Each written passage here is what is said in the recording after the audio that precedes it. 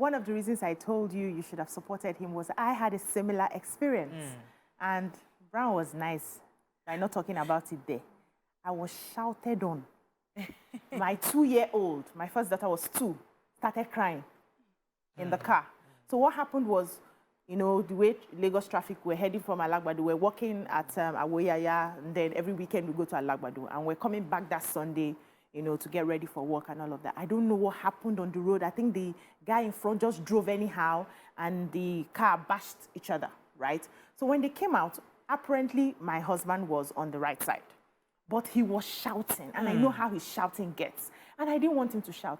So to pass it, I felt in my head, he's newly married now, that to pacify the matter was to just do like this so that the guy can go. So I came out, instead of doing like this to my husband, I did like this to the guy. Please. I heard it. What? The man now took advantage of that. Said, even your wife. He's begging me. Even your wife is begging me. Even your wife is begging me. When we entered the car, the shouting, my 2-year-old started crying. When we got home, he apologized for that shout. But I think a few weeks back, we were talking about this, and he remembered, he relived the experience again. The anger. You know, you can never. So when you told me your story, I was like, I learned the hard way that no matter what, you would support your family outside. When you get into the, but you know, saying that you're wrong now. You stated there. So that was how I learned that lesson. But coming back to the story we are talking about, I don't see anything wrong in the rules the man has made. The only reason we are going to be looking at it a certain way because he called it rules.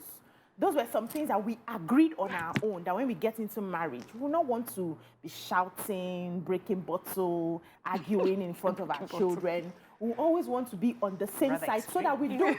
Yes, of course. Some people grew up seeing parents break bottles. And it's something that you say, I don't want, the experience I had, I don't want to expose my children to it. We have parents who find it very difficult to raise their children in unity because when daddy says something, mommy counters it. And mommy says something, daddy counters it. And I learned in child psychology that messes up with the psyche of the children.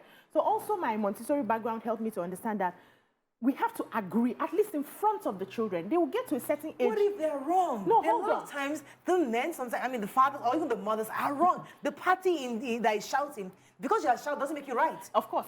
But it's not my job to tell you outside that you're wrong.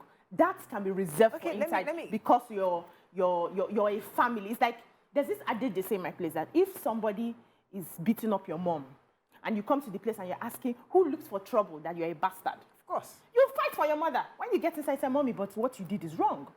That's how we're raised in Africa, and that's what we're moving into. But I was stating a point also when he said his word is final and they will not argue in front of the children. And I was trying to say that we had to make that arrangement so that we do not confuse the psyche of the children, where they know that they can manipulate either mommy or daddy to get what they want after one of the parents has said no to them. And then it shows the children that these people are not divided and we can use them against one another.